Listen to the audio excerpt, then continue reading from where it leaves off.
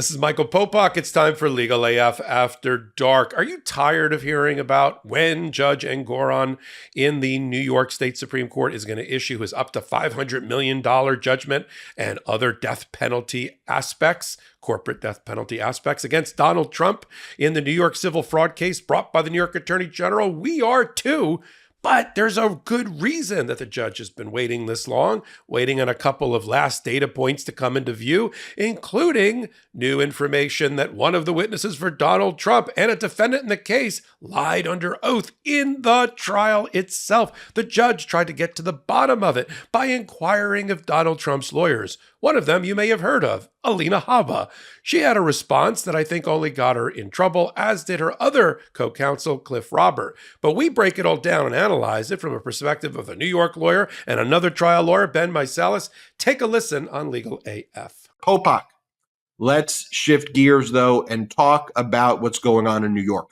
A lot of developments there. Justice Engoron sent a email to the parties earlier in the week, wanting to know what's up with these purported criminal plea negotiations between Trump's former CFO, Allen Weisselberg, and the Manhattan District Attorney for lying in this case, in the New York Attorney General civil fraud case. And Goron's like, look, if my courtroom was a literal crime scene, you need to tell me about it consistent with ethical obligations.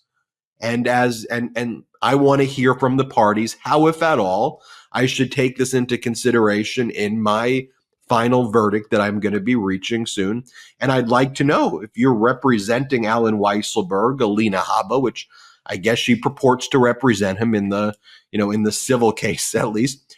Are you aware of this? Was he, because if you are, you're suborning perjury. And the New York Rule of Professional Responsibility 3.3 requires that you provide me information if this is something that you're aware of. So what do you know?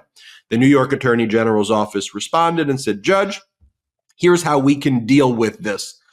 After you reach your judgment and find in favor of the state of New York for $370 million plus prejudgment interest and other penalties, through the robust monitorship process afterwards with someone like a retired federal judge, Barbara Jones, as we uncover more, we don't need to keep going and having new lawsuits filed. You'll be empowered there to take surgical action each time we learn about these things. So that's how you should deal with it. Can you please issue your ruling now, Justice Engoron? That was the guidance by the New York Attorney General's office in response there. And then you had the response by Alina Habba, who's the lawyer for Weisselberg, and she's like, I don't really know anything about this. I'm just the civil attorney. I'm not his criminal attorney, so I don't know about this. And she goes, my ethics lawyer tells me I can't respond. And then Trump's other lawyer, Cliff Robert. And by the way, between Habba and Robert, they've been paid like $8 million or something like that. Cliff Robert basically attacks the judge and says, how dare you use a New York Times article as evidence in this case? That is wholly improper. So then Engoron had to respond and say, I'm not using it as evidence. I was simply asking, was a crime committed in my courtroom and consistent with your ethical obligations you were required to tell me? But if you don't want to tell me, understood, we'll deal with that later if it turns out he pleads guilty. But Popok, what do you expect to follow? You expect this order is going to hit this upcoming week? I kind of do. I mean, it'll be happening the next 2 weeks.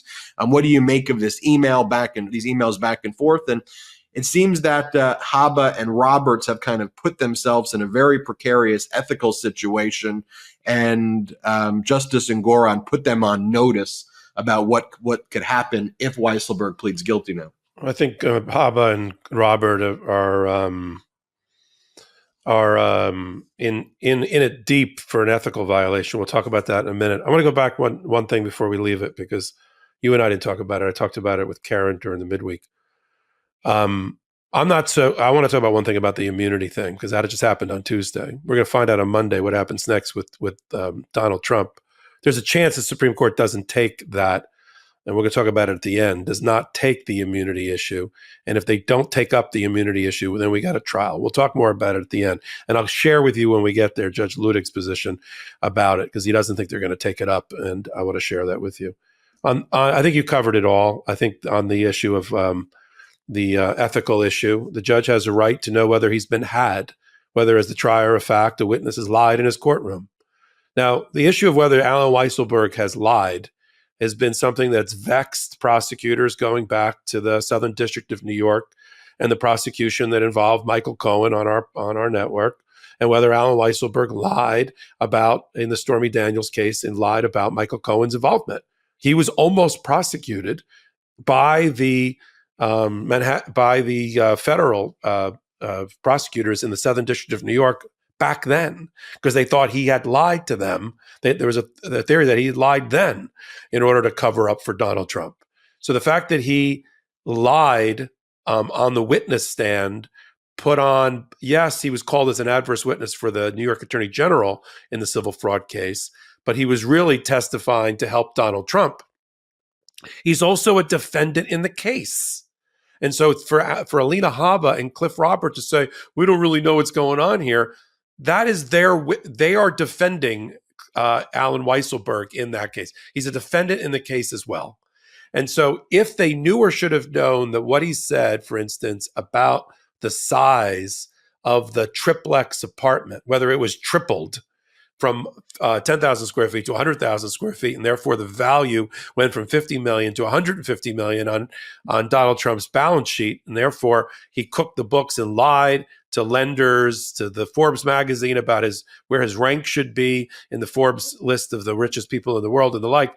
Forbes magazine reported in real time that the guy lied while he was in trial. It was a headline for Forbes magazine. And so we were not surprised that, just for those that because we have a little bit of a unique situation here in New York. I practice in New York, as people know.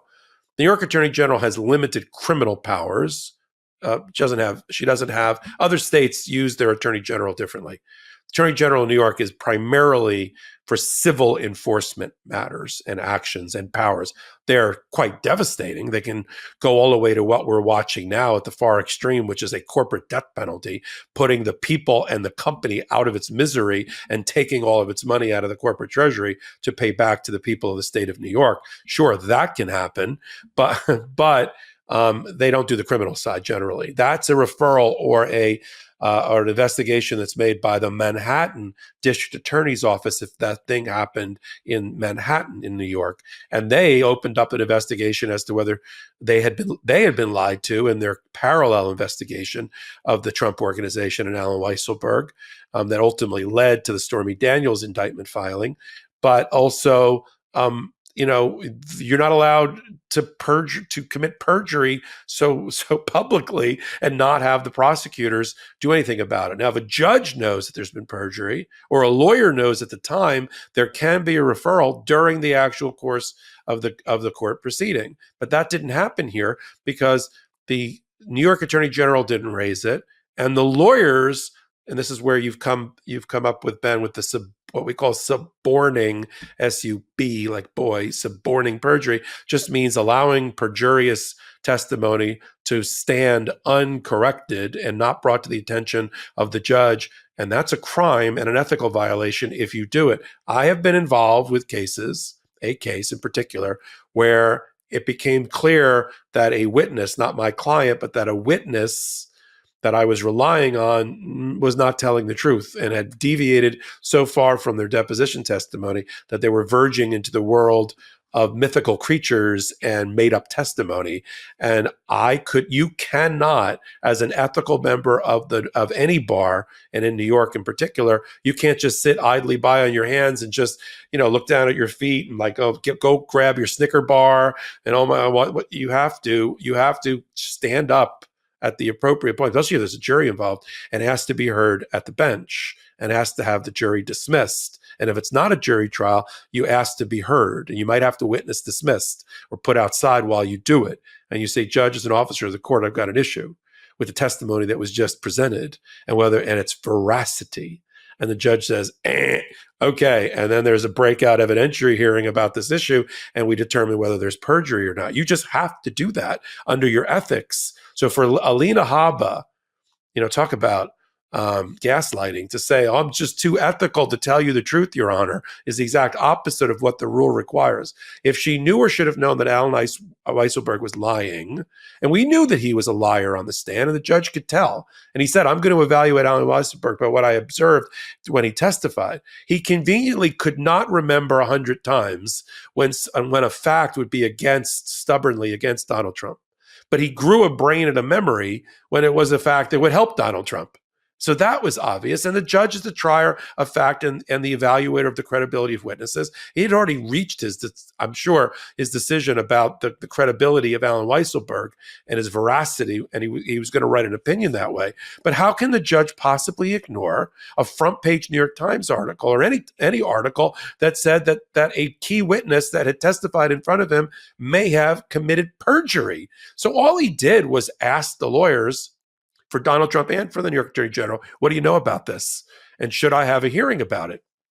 And instead, they used the opportunity, as you outlined, for Cliff Robert to attack the judge, suggest that he was about to take what we call judicial notice of the New York Times article, which he was not doing. He didn't say he was going to do that, and that he was going to automatically discredit Alan Weisselberg, all of his testimony, under a legal doctrine that says if you were false about one thing, you've been false about it all. You don't get to pick and choose, lie here, but tell the truth there. We just discount your entire testimony. And he didn't say he was about to apply that doctrine to Alan Weisselberg based on a New York Times article. So he shoved back in his email. This is how we operate in New York, the fast-paced environment of the legal system in New York, judges email, and he emailed back and said, how dare you? I didn't ask you.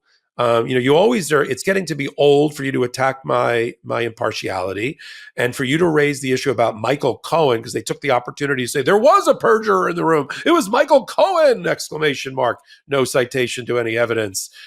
These are just lawyer letters, Ben. They didn't even have sworn testimony or affidavits or declarations to support anything that they were saying, which is I'd say smart for them, because that's one less problem that they have ethically, but they've got problems ethically. And what I said midweek was, if I'm the judge with all of these competing letters and the Cliff Robert and Alina Habba stepping into the bear trap with their head, not just both legs, about the ethical issue that's been raised, and I get New York Attorney General is like, you knew he was a liar. Weisselberg, judge, just make your ruling already. Let's get to the $500 million part in the movie.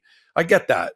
But he's got a bigger issue as the judge. And I think if I'm him, I do a breakout evidentiary hearing to get sworn testimony from Robert, from Habba, from perhaps, maybe he takes the Fifth Amendment, but from Alan Weisselberg and from representatives of the Manhattan District Attorney's Office about this particular issue, because it's important to the justice system and setting precedent.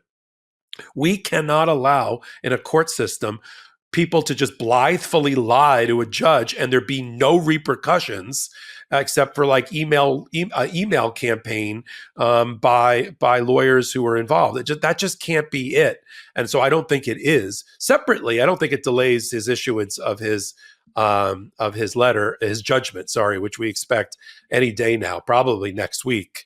Based on timing that he's already identified. It's done. I think that order's done and dusted. He was just getting to the bottom of this last issue. But separately, he can't be like, well, I was issuing my judgment anyway, so who cares about Alan Weisselberg lying to me in court? And the lawyers allowing it. I don't think it ends here. And if from that hearing, the judge feels that Habba and or Robert, you see Chris Keiss has sort of stayed out of this, has done something wrong, any judge can make a referral to an ethics referral to whatever department of the appellate division these two are a member of, and let them take it from there.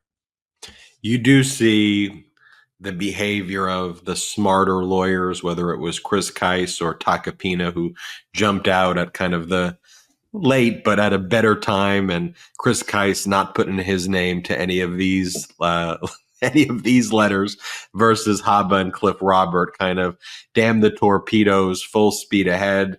locking arms with Trump in this ever evolving criminality and total mess. And we're going to see a nuclear style order from Justice Arthur Engoron any day now. And what the New York Attorney General said in their response to one of the emails, which ultimately I think Justice Engoron's going to take, is he'll probably drop in a footnote in his final decision something about, I'll take future action with Weisselberg. There's been reporting, but that's not something that I'll take judicial notice of now, but at a later time that could potentially impact an independent, what the independent monitor recommends and refers. He may order an investigation into that from an independent monitor.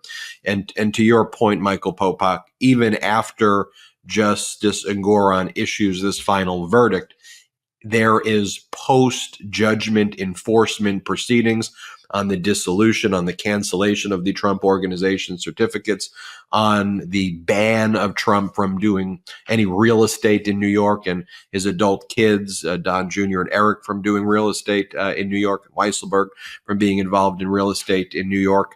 And if there's ongoing fraud that's committed, an independent monitor can very quickly flag to the judge, look what I see. There's a fake loan. Let's look into it right away. Justice Engoron can hold a rapid hearing versus a whole new lawsuit that takes years to go through the system. That's why this order is going to be kind of equally damning and damaging for that robust independent monitor and post-judgment relief, in addition to the fact that there'll be a judgment probably in the amount of $370 million. And when you add compounding pre-judgment interest, that could get as high as $400 or $500 million. Well, if you like lawyers knowing what they're talking about at the intersection of law, politics, and justice, you've come to the right place. The MeidasTouch YouTube channel right here, 2 million strong. Help us get to 3 million before the election. And we do that kind of show on Legal AF every Wednesday and Saturday, 8 p.m. Eastern time. We curate it. We bring you 4 or 5 of the top stories that you need to know at that intersection of law, politics, and justice. And then we, the leaders of Legal AF, do hot takes, kind of like this one, to bring you up to speed in real time in between the shows, because that's just how fast, the velocity at which things are moving. If you like the show already and you know all about it, maybe you missed this clip, then take this clip and send it to people that in your life, around you, loved ones and others, and ask them to join our audience. And we appreciate you already being part of our journey. If you have no idea what I'm talking about, I am Michael Popok. That was Legal AF, and we invite you to join us on Wednesdays and Saturdays at 8 p.m. Eastern time, and on hot takes about every hour right here on this same MeidasTouch network. So until my next hot take, till my next Legal AF, this is Michael Popok reporting. Love this video? Make sure you stay up to date on the latest breaking news and all things Meidas by signing up to the MeidasTouch newsletter at MeidasTouch.com/newsletter.